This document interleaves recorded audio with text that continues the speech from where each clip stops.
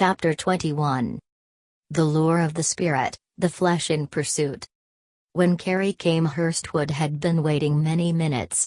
His blood was warm, his nerves wrought up. He was anxious to see the woman who had stirred him so profoundly the night before. "Here you are," he said, repressedly, feeling a spring in his limbs and an elation which was tragic in itself. "Yes," said Carrie. They walked on as if bound for some objective point, while Hurstwood drank in the radiance of her presence. The rustle of her pretty skirt was like music to him. "Are you satisfied?" he asked, thinking of how well she did the night before. "Are you?"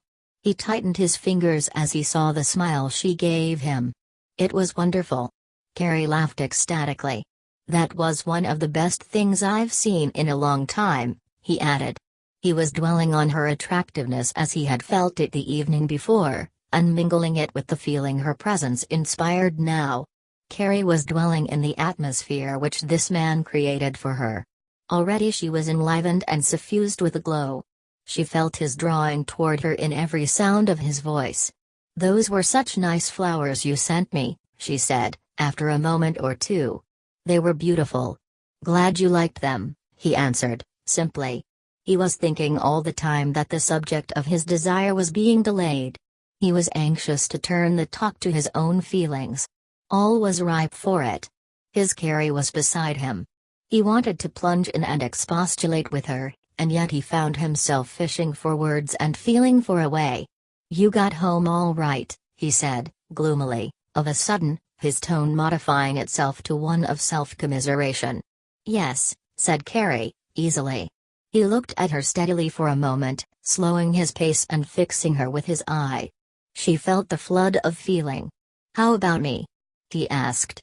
This confused Carrie considerably, for she realized the floodgates were open. She didn't know exactly what to answer.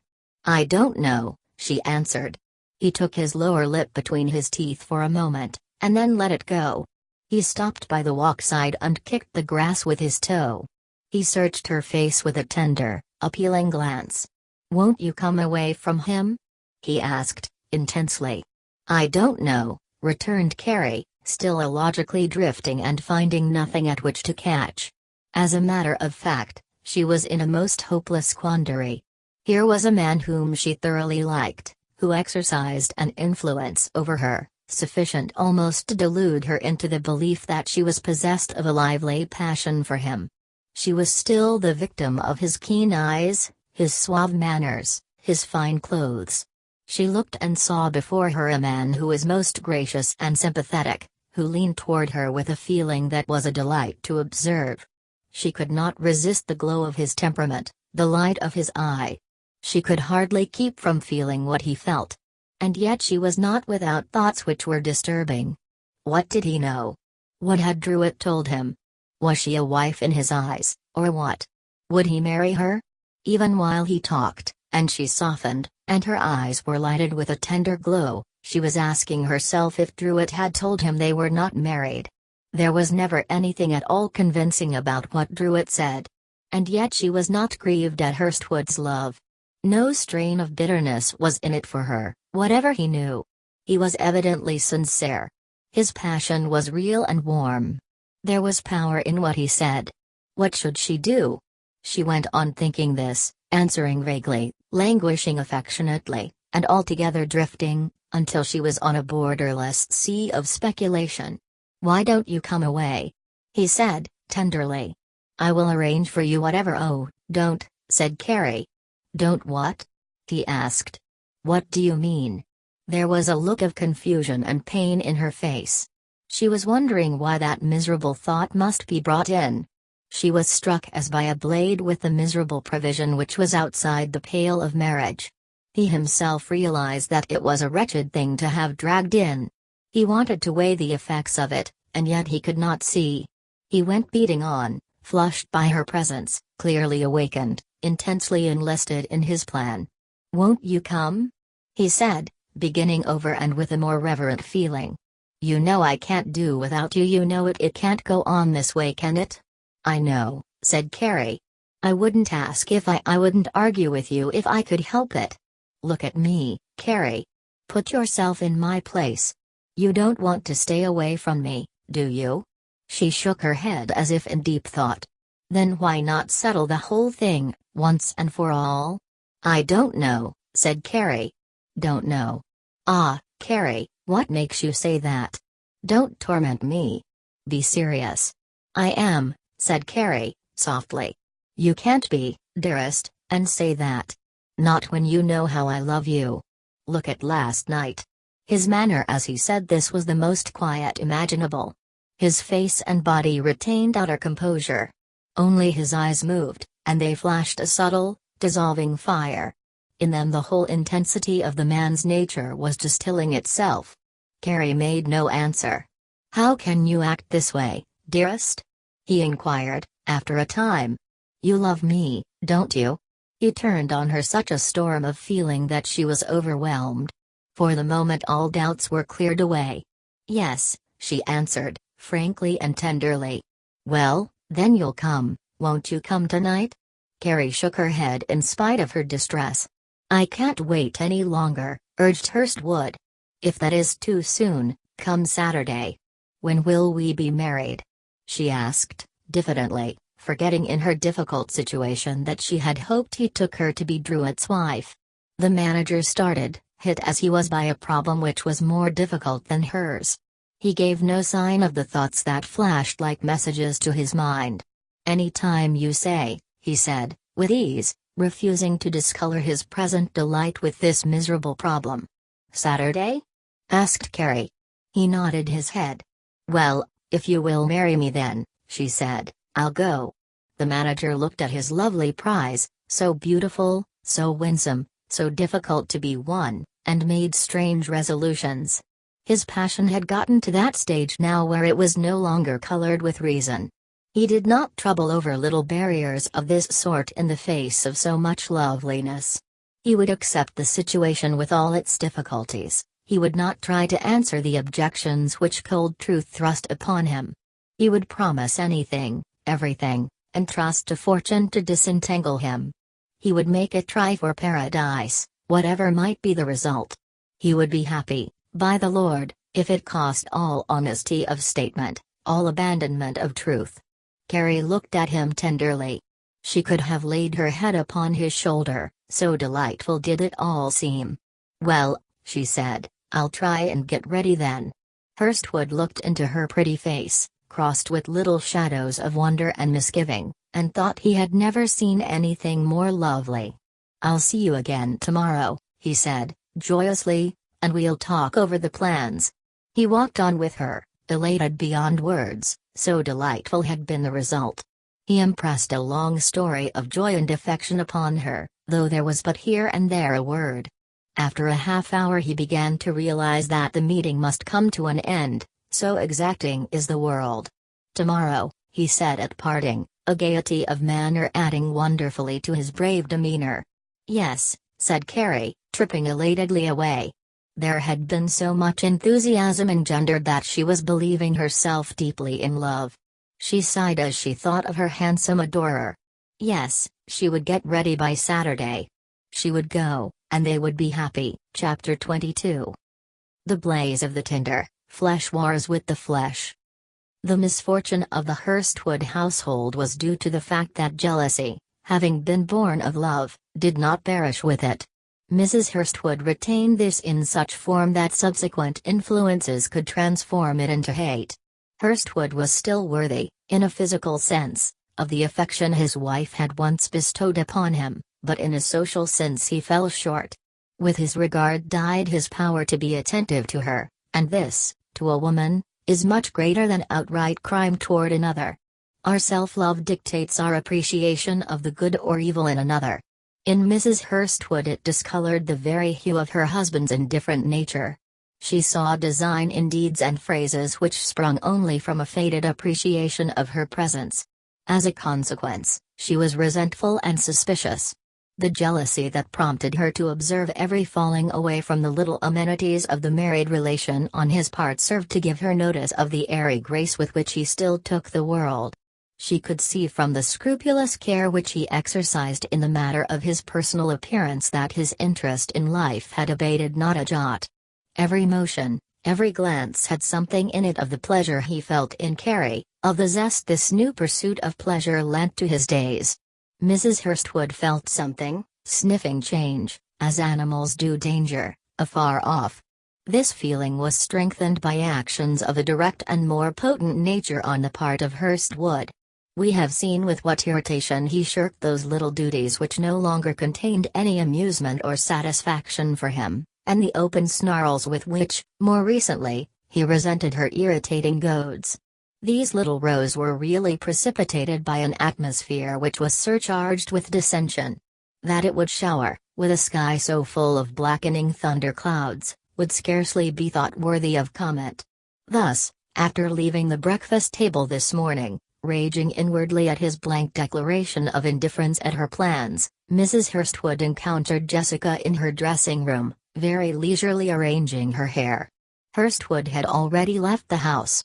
"I wish you wouldn't be so late coming down to breakfast," she said, addressing Jessica, while making for her crochet basket. "Now here the things are quite cold, and you haven't eaten." Her natural composure was sadly ruffled, and Jessica was doomed to feel the fag end of the storm. "I'm not hungry," she answered. "Then why don't you say so, and let the girl put away the things, instead of keeping her waiting all morning?" "She doesn't mind," answered Jessica, coolly. "Well, I do, if she doesn't," returned the mother, "and, anyhow, I don't like you to talk that way to me. You're too young to put on such an air with your mother." "Oh, Mama, don't row," answered Jessica.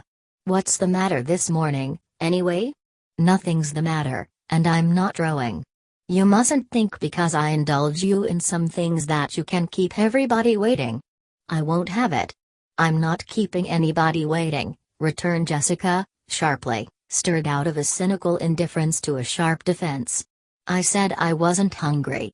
I don't want any breakfast. Mind how you address me, Missy. I'll not have it. Hear me now, I'll not have it." Jessica heard this last while walking out of the room, with a toss of her head and a flick of her pretty skirts indicative of the independence and indifference she felt. She did not propose to be quarreled with.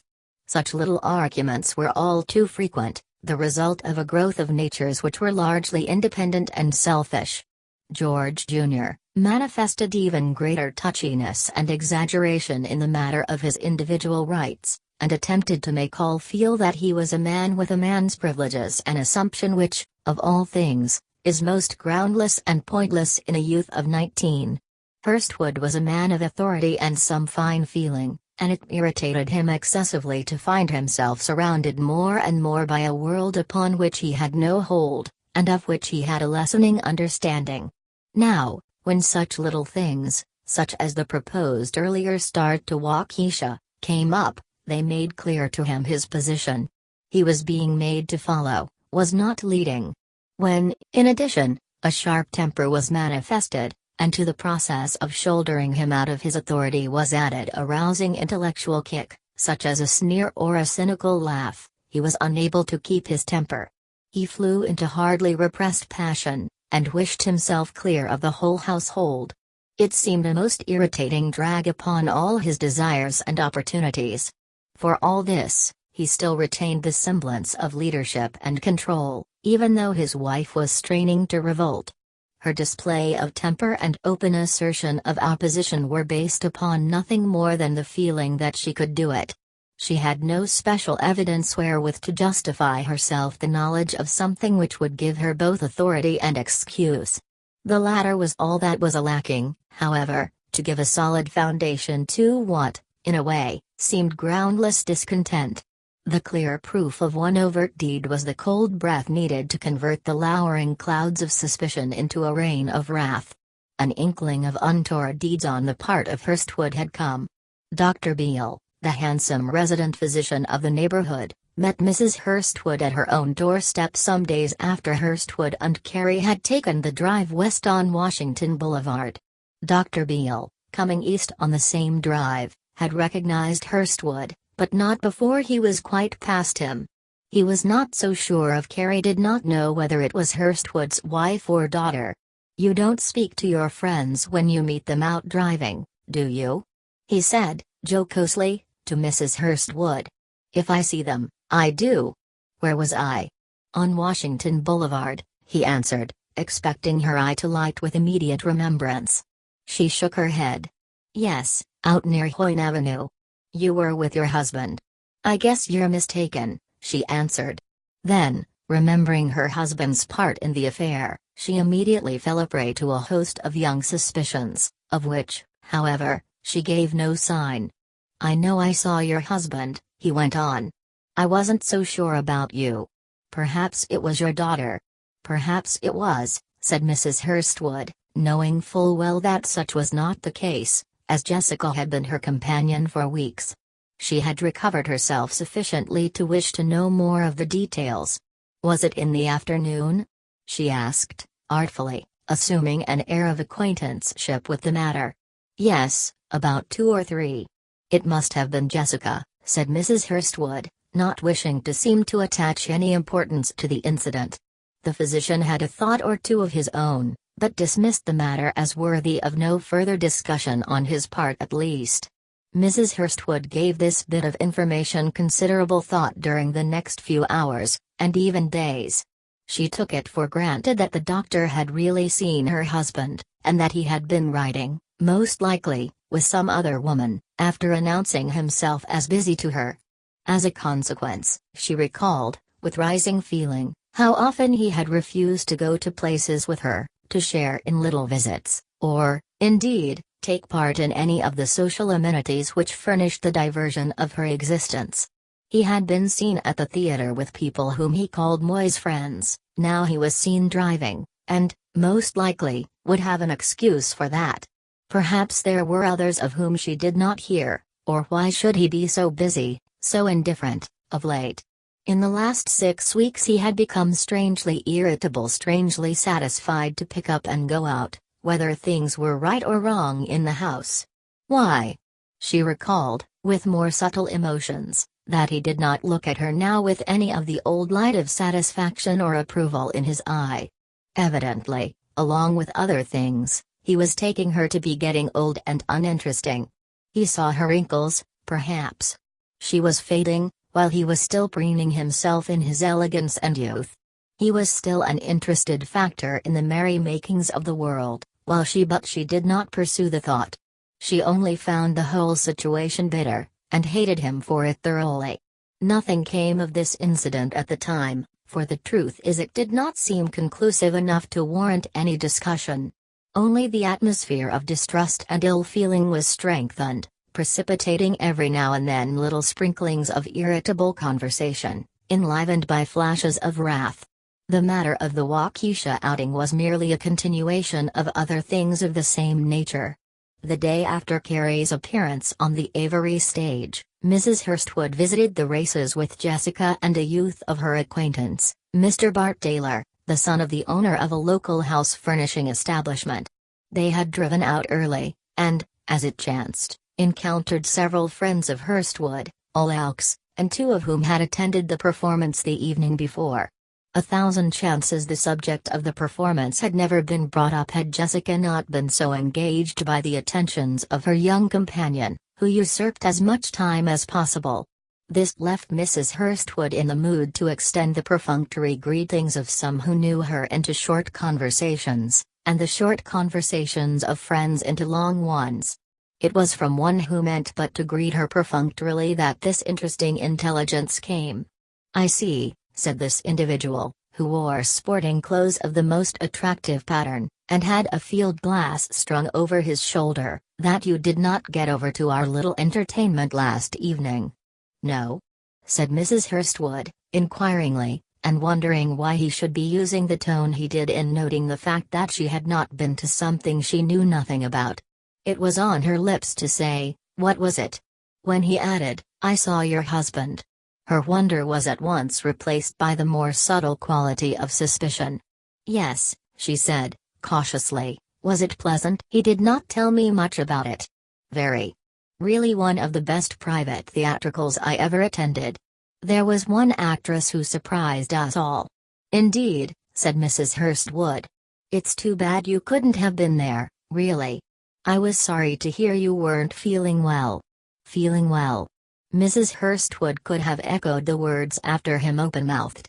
As it was, she extricated herself from her mingled impulse to deny and question, and said, almost raspingly, "Yes, it is too bad.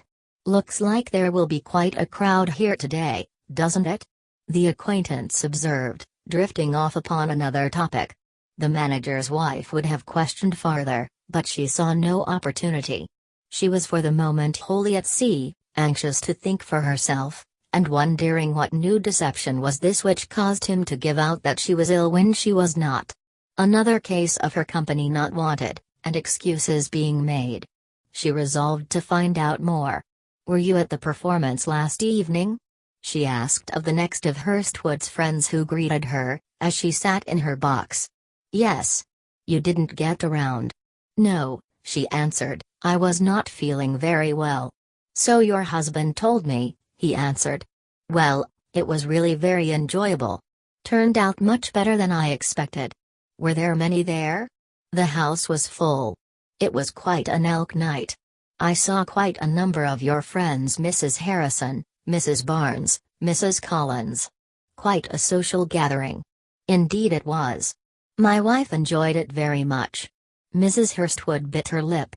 "So," she thought, "that's the way he does. Tells my friends I am sick and cannot come." She wondered what could induce him to go alone. There was something back of this. She rummaged her brain for a reason.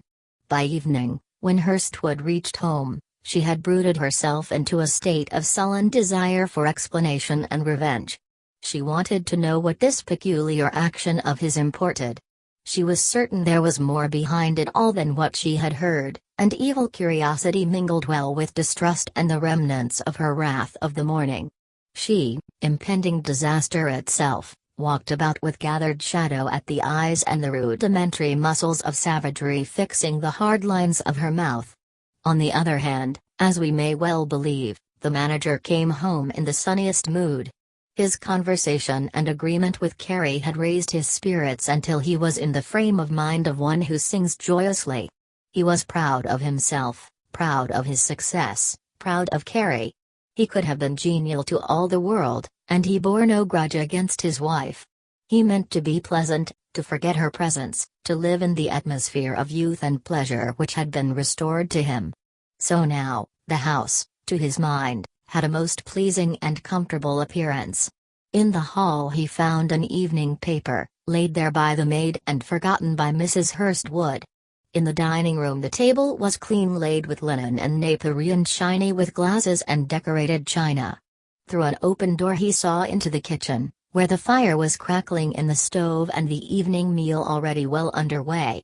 Out in the small backyard was George Jr., frolicking with a young dog he had recently purchased, and in the parlor Jessica was playing at the piano, the sound of a merry waltz filling every nook and corner of the comfortable home. Everyone, like himself, seemed to have regained his good spirits, to be in sympathy with youth and beauty, to be inclined to joy and merry-making. He felt as if he could say a good word all around himself, and took a most genial glance at the spread table and polished sideboard before going upstairs to read his paper in the comfortable armchair of the sitting room which looked through the open windows into the street. When he entered there, however, he found his wife brushing her hair and musing to herself the while. He came lightly in, thinking to smooth over any feeling that might still exist by a kindly word and a ready promise, but Mrs. Hurstwood said nothing. He seated himself in a large chair, stirred lightly and making himself comfortable, opened his paper, and began to read. In a few moments he was smiling merrily over a very comical account of a baseball game which had taken place between the Chicago and Detroit teams. The while he was doing this Mrs. Hurstwood was observing him casually through the medium of the mirror which was before her. She noticed his pleasant and contented manner, his airy grace and smiling humor, and it merely aggravated her the more. She wondered how he could think to carry himself so in her presence after the cynicism, indifference, and neglect he had heretofore manifested and would continue to manifest so long as she would endure it. She thought how she should like to tell him what stress and emphasis she would lend her assertions, How she could drive over this whole affair until satisfaction should be rendered her. Indeed, the shining sword of her wrath was but weakly suspended by a thread of thought. In the meanwhile Hurstwood encountered a humorous item concerning a stranger who had arrived in the city and became entangled with a bunco steerer. It amused him immensely, and at last he stirred and chuckled to himself. He wished that he might enlist his wife's attention and read it to her. "Ha, ha," he exclaimed softly, as if to himself, "that's funny." Mrs. Hurstwood kept on arranging her hair, not so much as deigning a glance. He stirred again and went on to another subject. At last he felt as if his good humor must find some outlet. Julia was probably still out of humor over that affair of this morning, but that could easily be straightened. As a matter of fact, she was in the wrong, but he didn't care. She could go to Waukesha right away if she wanted to. The sooner the better. He would tell her that as soon as he got a chance, and the whole thing would blow over. "Did you notice," he said, at last, breaking forth concerning another item which he had found, "that they have entered suit to compel the Illinois Central to get off the lake front, Julia?" he asked. She could scarcely force herself to answer, but managed to say no, sharply. Hurstwood pricked up his ears. There was a note in her voice which vibrated keenly. "It would be a good thing if they did," he went on, half to himself, half to her, though he felt that something was amiss in that quarter. He withdrew his attention to his paper very circumspectly, listening mentally for the little sounds which should show him what was on foot. As a matter of fact, no man as clever as Hurstwood, as observant and sensitive to atmospheres of many sorts, particularly upon his own plane of thought, would have made the mistake which he did in regard to his wife, brought up as she was, had he not been occupied mentally with a very different train of thought. Had not the influence of Carrie's regard for him, the elation which her promise aroused in him, lasted over, he would not have seen the house in so pleasant a mood. It was not extraordinarily bright and merry this evening. He was merely very much mistaken, and would have been much more fitted to cope with it had he come home in his normal state. After he had studied his paper a few moments longer, he felt that he ought to modify matters in some way or other. Evidently his wife was not going to patch up peace at a word. So he said, "Where did George get the dog he has there in the yard?" "I don't know," she snapped. He put his paper down on his knees and gazed idly out of the window. He did not propose to lose his temper, but merely to be persistent and agreeable, and by a few questions bring around a mild understanding of some sort. "Why do you feel so bad about that affair of this morning?" he said, at last. "We needn't quarrel about that. You know you can go to Waukesha if you want to. So you can stay here and trifle around with someone else?" she exclaimed, turning to him a determined countenance upon which was drawn a sharp and wrathful sneer. He stopped as if slapped in the face. In an instant his persuasive, conciliatory manner fled. He was on the defensive at a wink and puzzled for a word to reply. "What do you mean?" he said at last, straightening himself and gazing at the cold, determined figure before him, who paid no attention, but went on arranging herself before the mirror. "You know what I mean," she said, finally, as if there were a world of information which she held in reserve which she did not need to tell. "Well, I don't," he said, stubbornly, yet nervous and alert for what should come next. The finality of the woman's manner took away his feeling of superiority in battle. She made no answer. "HMPH," he murmured, with a movement of his head to one side. It was the weakest thing he had ever done. It was totally unassured. Mrs. Hurstwood noticed the lack of color in it. She turned upon him, animal-like, able to strike an effectual second blow. "I want the Waukesha money tomorrow morning," she said. He looked at her in amazement. Never before had he seen such a cold, steely determination in her eye, such a cruel look of indifference. She seemed a thorough master of her mood, thoroughly confident and determined to wrest all control from him. He felt that all his resources could not defend him. He must attack. "What do you mean?" he said, jumping up. "You want? I'd like to know what's got into you tonight." "Nothing's got into me," she said, flaming. "I want that money. You can do your swaggering afterwards." "Swaggering, eh? What? You'll get nothing from me. What do you mean by your insinuations, anyhow? Where were you last night?" she answered. The words were hot as they came. "Who were you driving with on Washington Boulevard? Who were you with at the theater when George saw you? Do you think I'm a fool to be duped by you?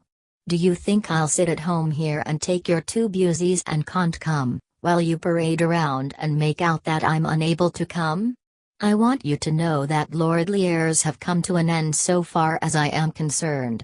You can't dictate to me nor my children. I'm through with you entirely." "It's a lie," he said, driven to a corner and knowing no other excuse. "Lie, eh?" she said, fiercely, but with returning reserve. "You may call it a lie if you want to, but I know. It's a lie, I tell you," he said, in a low, sharp voice. "You've been searching around for some cheap accusation for months, and now you think you have it. You think you'll spring something and get the upper hand. Well, I tell you, you can't. As long as I'm in this house I'm master of it, and you or anyone else won't dictate to me, do you hear?" He crept toward her with a light in his eye that was ominous. Something in the woman's cool, cynical, upper-handish manner, as if she were already master, caused him to feel for the moment as if he could strangle her. She gazed at him, a pythoness in humor. "I'm not dictating to you," she returned, "I'm telling you what I want." The answer was so cool, so rich in bravado, that somehow it took the wind out of his sails. He could not attack her, he could not ask her for proofs. Somehow he felt evidence, law, the remembrance of all his property which she held in her name, to be shining in her glance. He was like a vessel, powerful and dangerous, but rolling and floundering without sail. "And I'm telling you," he said in the end, slightly recovering himself, "what you'll not get." "We'll see about it," she said. "I'll find out what my rights are. Perhaps you'll talk to a lawyer, if you won't to me." It was a magnificent play, and had its effect. Hurstwood fell back beaten. He knew now that he had more than mere bluff to contend with. He felt that he was face to face with a dull proposition. What to say he hardly knew. All the merriment had gone out of the day. He was disturbed, wretched, resentful. What should he do? "Do as you please," he said, at last.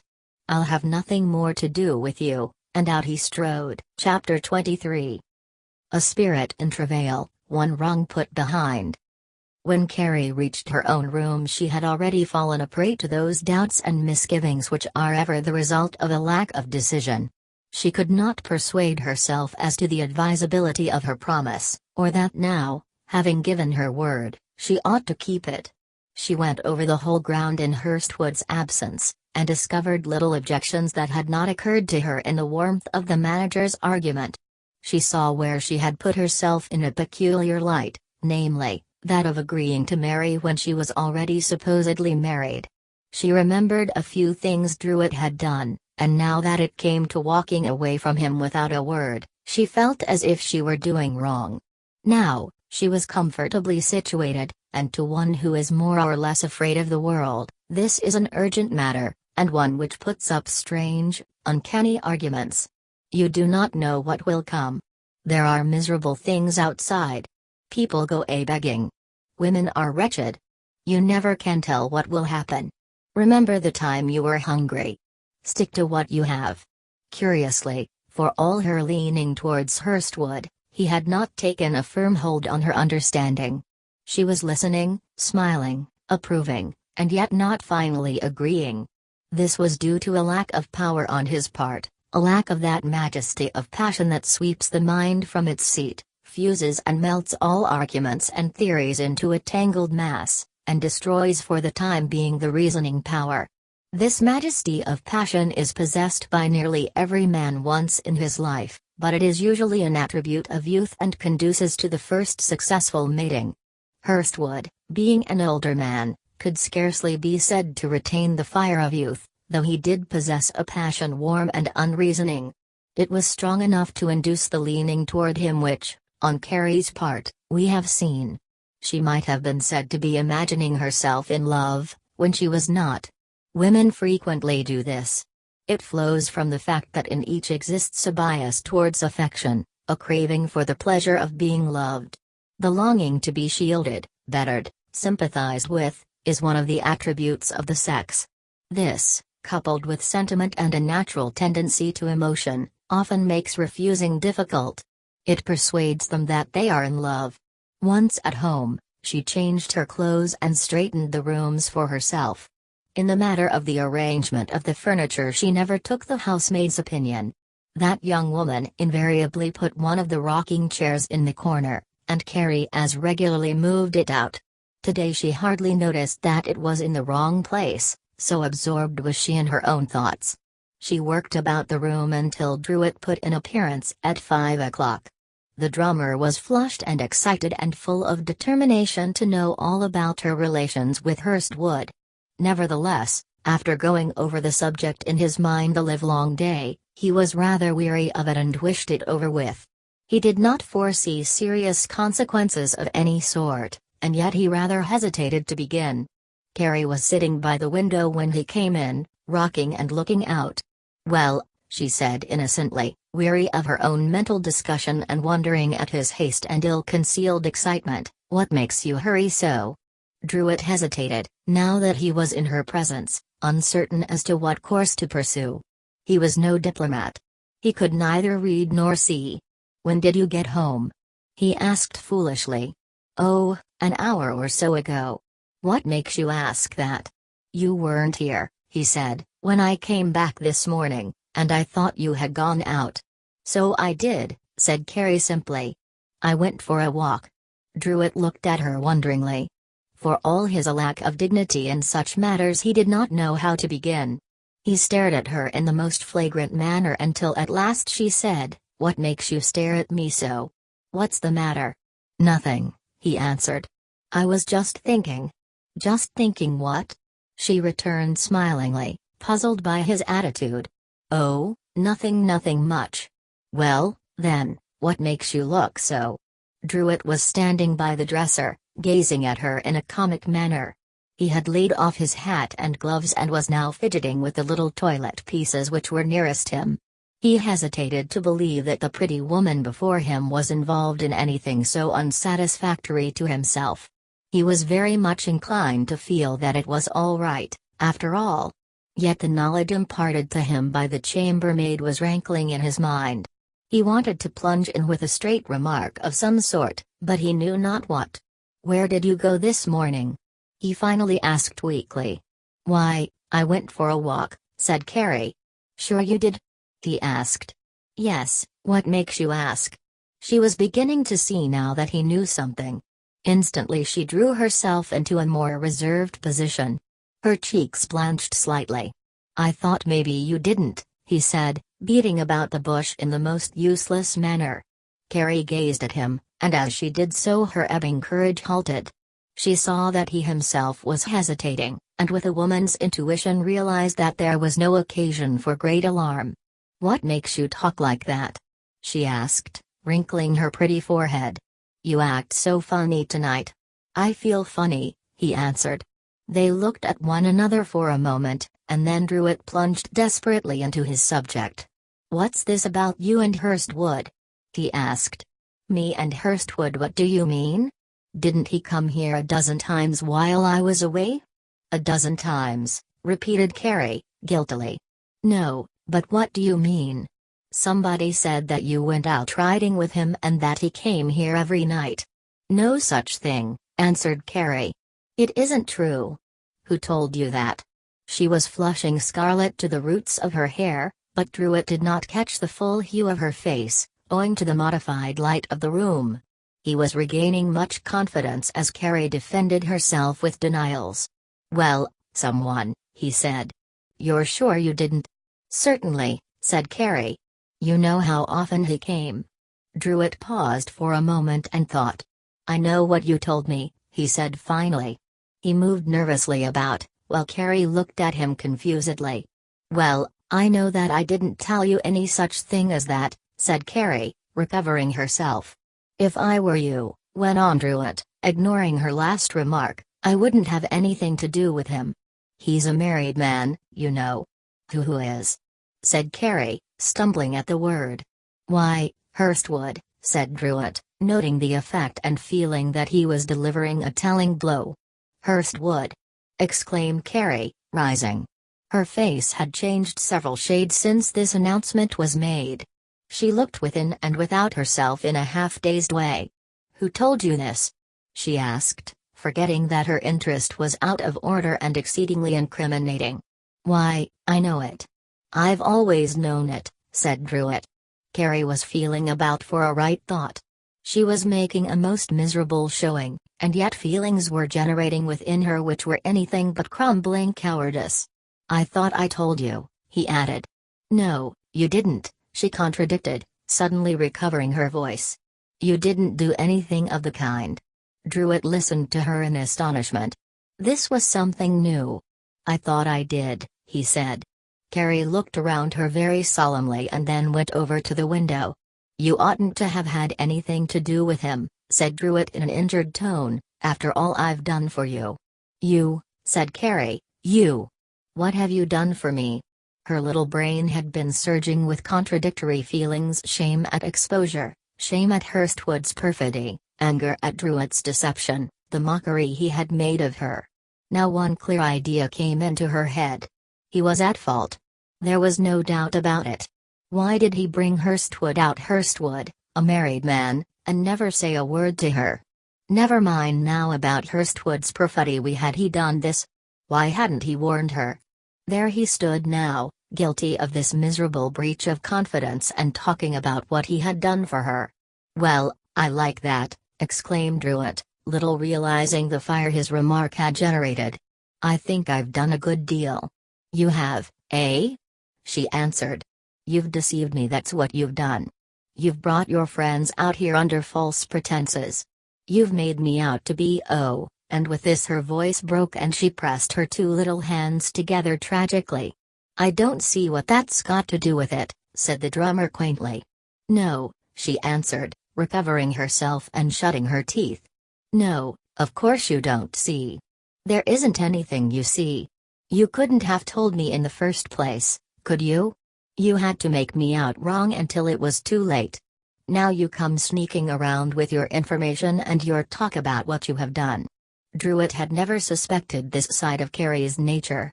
She was alive with feeling, her eyes snapping, her lips quivering, her whole body sensible of the injury she felt, and partaking of her wrath. "Who's sneaking?" he asked, mildly conscious of error on his part, but certain that he was wronged. "You are," stamped Carrie. "You're a horrid, conceited coward, that's what you are. If you had any sense of manhood in you, you wouldn't have thought of doing any such thing." The drummer stared. "I'm not a coward," he said. "What do you mean by going with other men, anyway?" "Other men?" exclaimed Carrie. "Other men? You know better than that. I did go with Mr. Hurstwood, but whose fault was it? Didn't you bring him here? You told him yourself that he should come out here and take me out. Now, after it's all over, you come and tell me that I oughtn't to go with him and that he's a married man." She paused at the sound of the last two words and wrung her hands. The knowledge of Hurstwood's perfidy wounded her like a knife. "Oh," she sobbed, repressing herself wonderfully and keeping her eyes dry. "Oh, oh. Well, I didn't think you'd be running around with him when I was away," insisted Druitt. "Didn't think?" said Carrie, now angered to the core by the man's peculiar attitude. "Of course not. You thought only of what would be to your satisfaction. You thought you'd make a toy of me, a plaything. Well, I'll show you that you won't. I'll have nothing more to do with you at all. You can take your old things and keep them," and unfastening a little pin he had given her, she flung it vigorously upon the floor and began to move about as if to gather up the things which belonged to her. By this Druitt was not only irritated but fascinated the more. He looked at her in amazement, and finally said, "I don't see where your wrath comes in. I've got the right of this thing. You oughtn't to have done anything that wasn't right after all I did for you." "What have you done for me?" asked Carrie, blazing, her head thrown back and her lips parted. "I think I've done a good deal," said the drummer, looking around. "I've given you all the clothes you wanted, haven't I? I've taken you everywhere you wanted to go. You've had as much as I've had, and more too." Carrie was not ungrateful, whatever else might be said of her. Insofar as her mind could construe, she acknowledged benefits received. She hardly knew how to answer this, and yet her wrath was not placated. She felt that the drummer had injured her irreparably. "Did I ask you to?" she returned. "Well, I did it," said Druitt, "and you took it." "You talk as though I had persuaded you," answered Carrie. "You stand there and throw up what you've done. I don't want your old things. I'll not have them. You take them tonight and do what you please with them. I'll not stay here another minute." "That's nice," he answered, becoming angered now at the sense of his own approaching loss. "Use everything and abuse me and then walk off. That's just like a woman. I take you when you haven't got anything, and then when someone else comes along, why I'm no good. I always thought it'd come out that way." He felt really hurt as he thought of his treatment, and looked as if he saw no way of obtaining justice. "It's not so," said Carrie, "and I'm not going with anybody else. You have been as miserable and inconsiderate as you can be. I hate you, I tell you, and I wouldn't live with you another minute. You're a big, insulting," here she hesitated and used no word at all, "or you wouldn't talk that way." She had secured her hat and jacket and slipped the latter on over her little evening dress. Some wisps of wavy hair had loosened from the bands at the side of her head and were straggling over her hot, red cheeks. She was angry, mortified, grief-stricken. Her large eyes were full of the anguish of tears, but her lids were not yet wet. She was distracted and uncertain, deciding and doing things without a name or conclusion, and she had not the slightest conception of how the whole difficulty would end. "Well, that's a fine finish," said Druitt. "Pack up and pull out, eh? You take the cake. I bet you were knocking around with Hurstwood or you wouldn't act like that. I don't want the old rooms. You needn't pull out for me. You can have them for all I care, but George, you haven't done me right." "I'll not live with you," said Carrie. "I don't want to live with you. You've done nothing but brag around ever since you've been here." "Oh, I haven't anything of the kind," he answered. Carrie walked over to the door. "Where are you going?" he said, stepping over and heading her off. "Let me out," she said. "Where are you going?" he repeated. He was above all, sympathetic, and the sight of Carrie wandering out, he knew not where, affected him, despite his grievance. Carrie merely pulled at the door. The strain of the situation was too much for her, however. She made one more vain effort and then burst into tears. "Now, be reasonable, Cat," said Druitt gently. "What do you want to rush out for this way? You haven't any place to go. Why not stay here now and be quiet? I'll not bother you. I don't want to stay here any longer." Carrie had gone sobbing from the door to the window. She was so overcome she could not speak. "Be reasonable now," he said. "I don't want to hold you. You can go if you want to, but why don't you think it over? Lord knows, I don't want to stop you." He received no answer. Carrie was quieting, however, under the influence of his plea. "You stay here now, and I'll go," he added at last. Carrie listened to this with mingled feelings. Her mind was shaken loose from the little mooring of logic that it had. She was stirred by this thought, angered by that her own injustice, Hurstwood's, Druitt's, their respective qualities of kindness and favor, the threat of the world outside, in which she had failed once before, the impossibility of this state inside, where the chambers were no longer justly hers, the effect of the argument upon her nerves, all combined to make her a mass of jangling fibers, an anchorless, storm-beaten little craft which could do absolutely nothing but drift. "Say," said Druitt, coming over to her after a few moments, with a new idea, and putting his hand upon her. "Don't," said Carrie, drawing away, but not removing her handkerchief from her eyes. "Never mind about this quarrel now. Let it go.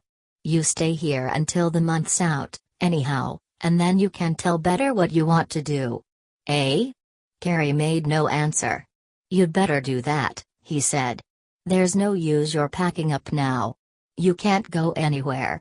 Still he got nothing for his words. "If you'll do that, we'll call it off for the present and I'll get out."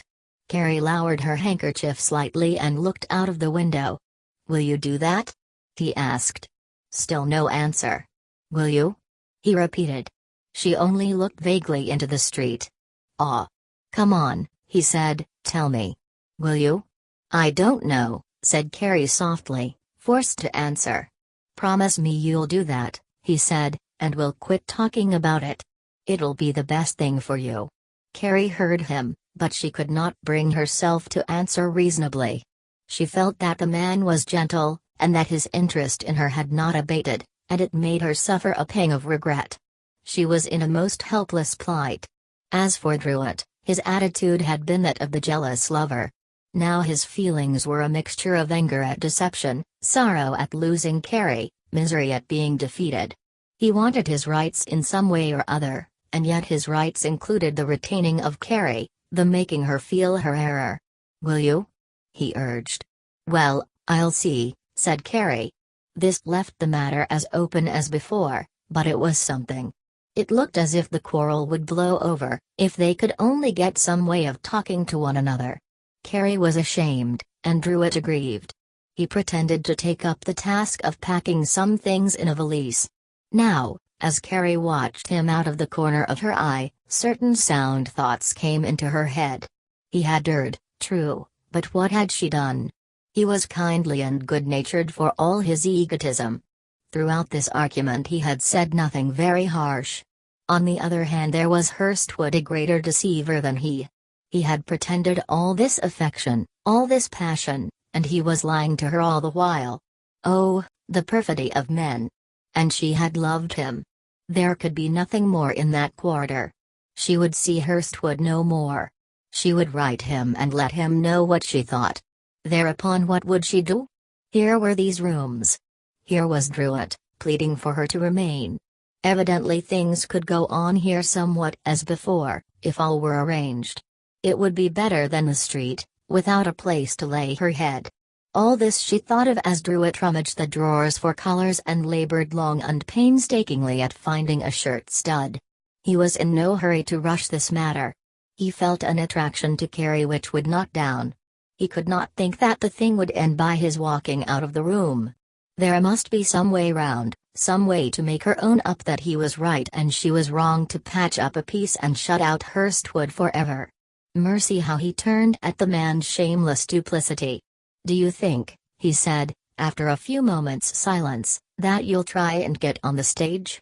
He was wondering what she was intending. "I don't know what I'll do yet," said Carrie. "If you do, maybe I can help you. I've got a lot of friends in that line." She made no answer to this.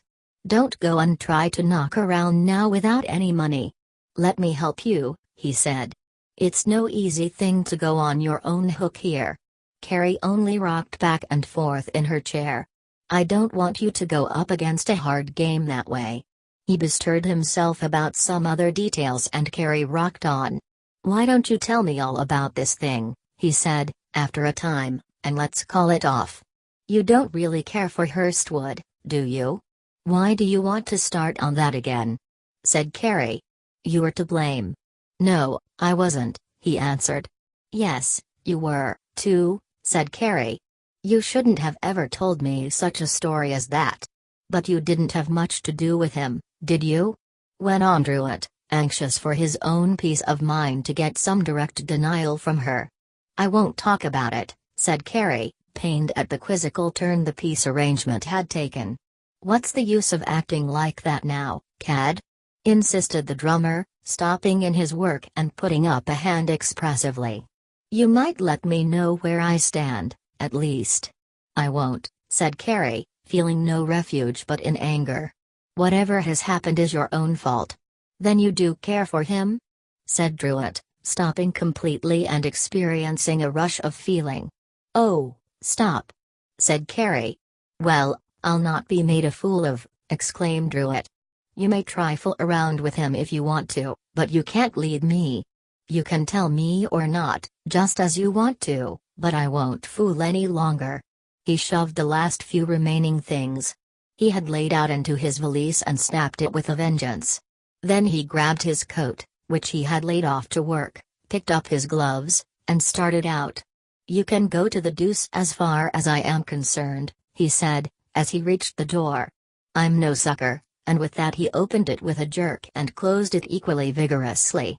Carrie listened at her window view, more astonished than anything else at this sudden rise of passion in the drummer. She could hardly believe her senses, so good-natured and tractable had he invariably been. It was not for her to see the wellspring of human passion. A real flame of love is a subtle thing. It burns as a will-o'-the-wisp, dancing onward to fairy lands of delight. It roars as a furnace. Too often jealousy is the quality upon which it feeds. Chapter 24. Ashes of Tinder, a face at the window.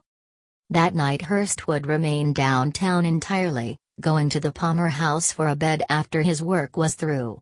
He was in a fevered state of mind, owing to the blight his wife's action threatened to cast upon his entire future. While he was not sure how much significance might be attached to the threat she had made, he was sure that her attitude, if long continued, would cause him no end of trouble. She was determined, and had worsted him in a very important contest. How would it be from now on? He walked the floor of his little office, and later that of his room, putting one thing and another together to no avail. Mrs. Hurstwood, on the contrary, had decided not to lose her advantage by inaction. Now that she had practically cowed him, she would follow up her work with demands, the acknowledgement of which would make her word law in the future. He would have to pay her the money which she would now regularly demand, or there would be trouble. It did not matter what he did. She really did not care whether he came home any more or not. The household would move along much more pleasantly without him, and she could do as she wished without consulting anyone. Now she proposed to consult a lawyer and hire a detective. She would find out at once just what advantages she could gain. Hurstwood walked the floor, mentally arranging the chief points of his situation. "She has that property in her name," he kept saying to himself. What a fool trick that was. Curse it. What a fool move that was. He also thought of his managerial position. If she raises a row now, I'll lose this thing. They won't have me around if my name gets in the papers. My friends, too. He grew more angry as he thought of the talk any action on her part would create. How would the papers talk about it? Every man he knew would be wondering. He would have to explain and deny and make a general mark of himself. Then Moy would come and confer with him, and there would be the devil to pay. Many little wrinkles gathered between his eyes as he contemplated this, and his brow moistened. He saw no solution of anything, not a loophole left. Through all this thoughts of Carrie flashed upon him, and the approaching affair of Saturday. Tangled as all his matters were, he did not worry over that. It was the one pleasing thing in this whole rout of trouble. He could arrange that satisfactorily, for Carrie would be glad to wait, if necessary. He would see how things turned out tomorrow, and then he would talk to her. They were going to meet as usual. He saw only her pretty face and neat figure and wondered why life was not arranged so that such joy as he found with her could be steadily maintained. How much more pleasant it would be. Then he would take up his wife's threat again, and the wrinkles and moisture would return. In the morning he came over from the hotel and opened his mail, but there was nothing in it outside the ordinary run. For some reason he felt as if something might come that way, and was relieved when all the envelopes had been scanned and nothing suspicious noticed. He began to feel the appetite that had been wanting before he had reached the office, and decided before going out to the park to meet Carrie to drop in at the Grand Pacific and have a pot of coffee and some rolls. While the danger had not lessened, it had not as yet materialized, and with him no news was good news. If he could only get plenty of time to think, perhaps something would turn up. Surely, this thing would not drift along to catastrophe and he not find a way out. His spirits fell, however, when, upon reaching the park, he waited and Carrie did not come. He held his favorite post for an hour or more, then arose and began to walk about restlessly.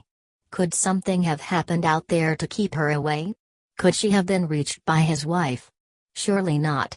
So little did he consider Druitt that it never once occurred to him to worry about his finding out.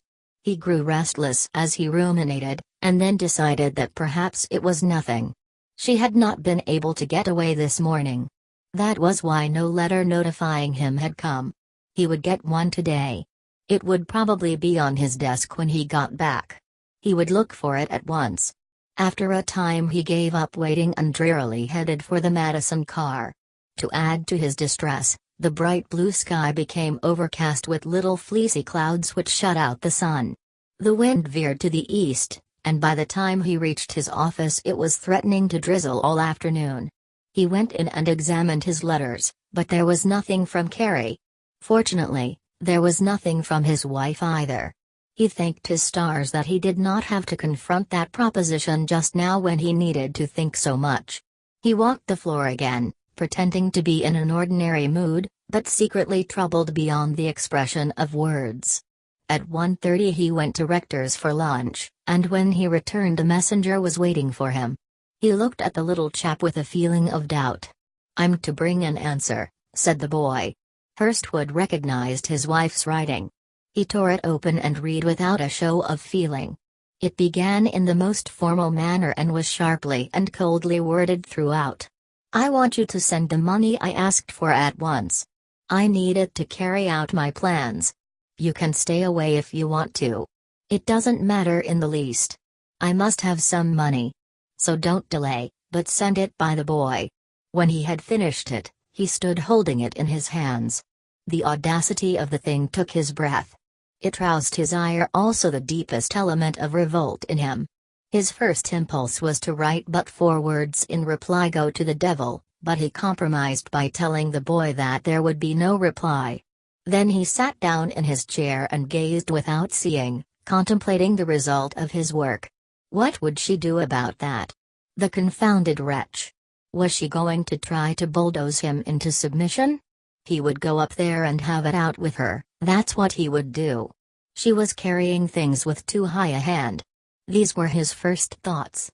Later, however, his old discretion asserted itself. Something had to be done. A climax was near and she would not sit idle. He knew her well enough to know that when she had decided upon a plan she would follow it up. Possibly matters would go into a lawyer's hands at once.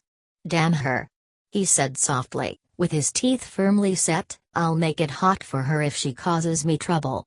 I'll make her change her tone if I have to use force to do it." He arose from his chair and went and looked out into the street. The long drizzle had begun. Pedestrians had turned up collars and trousers at the bottom. Hands were hidden in the pockets of the umbrellas, umbrellas were up. The street looked like a sea of round black cloth roofs, twisting, bobbing, moving. Trucks and vans were rattling in a noisy line and everywhere men were shielding themselves as best they could. He scarcely noticed the picture. He was forever confronting his wife, demanding of her to change her attitude toward him before he worked her bodily harm. At 4 o'clock another note came, which simply said that if the money was not forthcoming that evening the matter would be laid before Fitzgerald and Moy on the morrow, and other steps would be taken to get it. Hurstwood almost exclaimed out loud at the insistency of this thing. Yes, he would send her the money. He'd take it to her, he would go up there and have a talk with her, and that at once. He put on his hat and looked around for his umbrella. He would have some arrangement of this thing. He called a cab and was driven through the dreary rain to the north side. On the way his temper cooled as he thought of the details of the case. What did she know?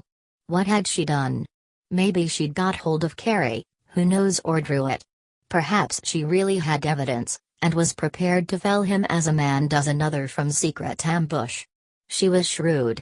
Why should she taunt him this way unless she had good grounds? He began to wish that he had compromised in some way or other, that he had sent the money. Perhaps he could do it up here. He would go in and see, anyhow. He would have no row. By the time he reached his own street, he was keenly alive to the difficulties of his situation and wished over and over that some solution would offer itself, that he could see his way out. He alighted and went up the steps to the front door, but it was with a nervous palpitation of the heart. He pulled out his key and tried to insert it, but another key was on the inside. He shook at the knob, but the door was locked. Then he rang the bell. No answer. He rang again, this time harder. Still no answer. He jangled it fiercely several times in succession, but without avail. Then he went below. There was a door which opened under the steps into the kitchen, protected by an iron grating, intended as a safeguard against burglars. When he reached this, he noticed that it also was bolted and that the kitchen windows were down. What could it mean? He rang the bell and then waited. Finally, seeing that no one was coming, he turned and went back to his cab. "I guess they've gone out," he said apologetically to the individual who was hiding his red face in a loose tarpaulin raincoat. "I saw a young girl up in that winder," returned the cabbie. Hurstwood looked, but there was no face there now. He climbed moodily into the cab, relieved and distressed. So this was the game, was it? Shut him out and make him pay. Well, by the Lord, that did beat all. Chapter 25. Ashes of Tinder, the loosing of stays. When Hurstwood got back to his office again, he was in a greater quandary than ever. Lord, he thought, what had he got into? How could things have taken such a violent turn, and so quickly? He could hardly realize how it had all come about. It seemed a monstrous, unnatural, unwarranted condition which had suddenly descended upon him without his let or hindrance. Meanwhile he gave a thought now and then to Carrie. What could be the trouble in that quarter? No letter had come, no word of any kind, and yet here it was late in the evening and she had agreed to meet him that morning. Tomorrow they were to have met and gone off where? He saw that in the excitement of recent events he had not formulated a plan upon that score. He was desperately in love, and would have taken great chances to win her under ordinary circumstances, but now what? Supposing she had found out something? Supposing she, too, wrote him and told him that she knew all, that she would have nothing more to do with him? It would be just like this to happen as things were going now. Meanwhile he had not sent the money. He strolled up and down the polished floor of the resort, his hands in his pockets, his brow wrinkled, his mouth set. He was getting some vague comfort out of a good cigar, but it was no panacea for the ill which affected him. Every once in a while he would clench his fingers and tap his foot, signs of the stirring mental process he was undergoing. His whole nature was vigorously and powerfully shaken up, and he was finding what limits the mind has to endurance. He drank more brandy and soda than he had any evening in months. He was altogether a fine example of great mental perturbation. For all his study nothing came of the evening except this: he sent the money. It was with great opposition, after 2 or 3 hours of the most urgent mental affirmation and denial, that at last he got an envelope, placed in it the requested amount, and slowly sealed it up. Then he called Harry, the boy of all work around the place. "You take this to this address," he said, handing him the envelope, "and give it to Mrs. Hurstwood." "Yes, sir," said the boy. "If she isn't there, bring it back." "Yes, sir." "You've seen my wife?" he asked as a precautionary measure as the boy turned to go. "Oh, yes, sir. I know her." "All right, now. Hurry right back." "Any answer?" "I guess not." The boy hastened away and the manager fell to his musings. Now he had done it. There was no use speculating over that. He was beaten for tonight and he might just as well make the best of it. But, oh, the wretchedness of being forced this way. He could see her meeting the boy at the door and smiling sardonically. She would take the envelope and know that she had triumphed. If he only had that letter back, he wouldn't send it. He breathed heavily and wiped the moisture from his face. For relief, he arose and joined in conversation with a few friends who were drinking. He tried to get the interest of things about him, but it was not to be. All the time his thoughts would run out to his home and see the scene being therein enacted. All the time he was wondering what she would say when the boy handed her the envelope. In about an hour and 3/4 the boy returned. He had evidently delivered the package, for, as he came up, he made no sign of taking anything out of his pocket. "Well?" said Hurstwood. "I gave it to her." "My wife?" "Yes, sir."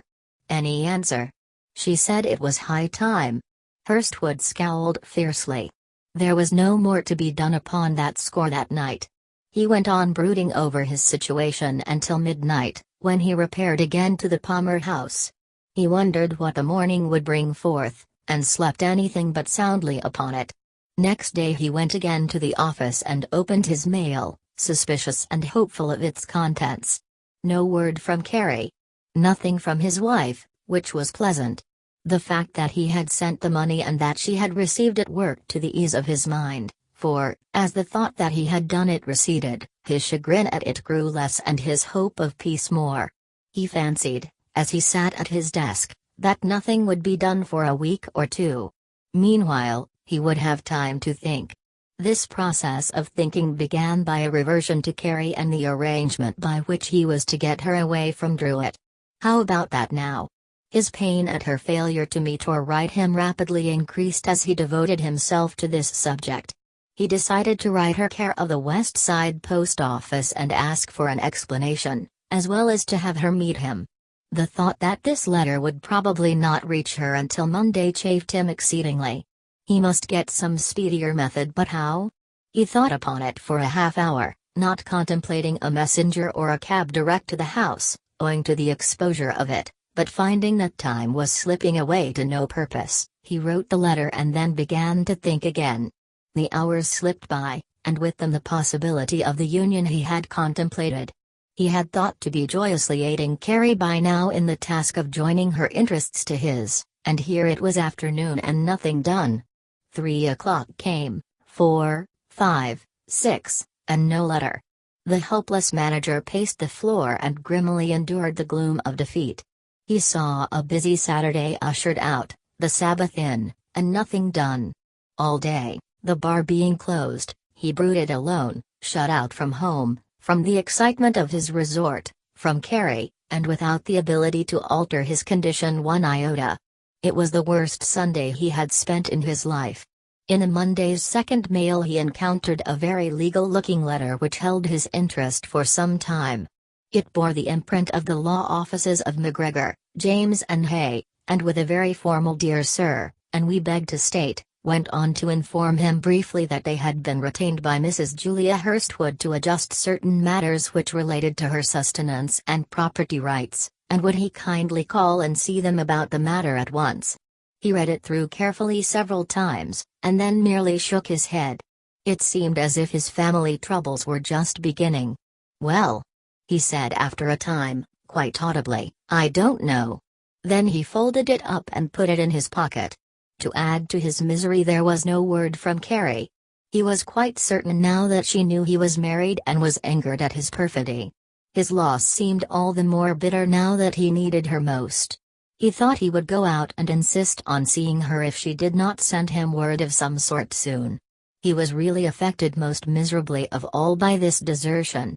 He had loved her earnestly enough, but now that the possibility of losing her stared him in the face she seemed much more attractive. He really pined for a word, and looked out upon her with his mind's eye in the most wistful manner. He did not propose to lose her, whatever she might think. Come what might, he would adjust this matter, and soon. He would go to her and tell her all his family complications. He would explain to her just where he stood and how much he needed her. Surely she couldn't go back on him now? It wasn't possible. He would plead until her anger would melt, until she would forgive him. Suddenly he thought, supposing she isn't out there, suppose she has gone? He was forced to take his feet. It was too much to think of and sit still. Nevertheless, his rousing availed him nothing. On Tuesday it was the same way. He did manage to bring himself into the mood to go out to Carrie, but when he got in Ogden Place he thought he saw a man watching him and went away. He did not go within a block of the house. One of the galling incidents of this visit was that he came back on a Randolph Street car, and without noticing arrived almost opposite the building of the concern with which his son was connected. This sent a pang through his heart. He had called on his boy there several times. Now the lad had not sent him a word.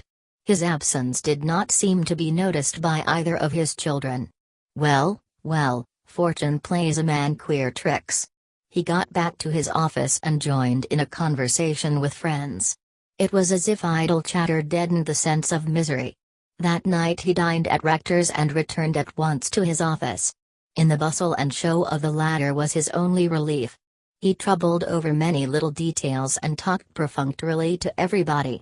He stayed at his desk long after all others had gone, and only quitted it when the night watchman on his round pulled at the front door to see if it was safely locked. On Wednesday, he received another polite note from McGregor, James and Hay.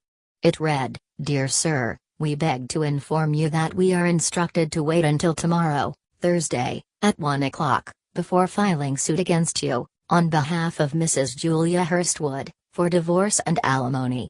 If we do not hear from you before that time, we shall consider that you do not wish to compromise the matter in any way and act accordingly. Very truly yours, etc." "Compromise!" exclaimed Hurstwood bitterly. "Compromise!" Again he shook his head. So here it was spread out clear before him, and now he knew what to expect. If he didn't go and see them, they would sue him promptly. If he did, he would be offered terms that would make his blood boil. He folded the letter and put it with the other one. Then he put on his hat and went for a turn about the block.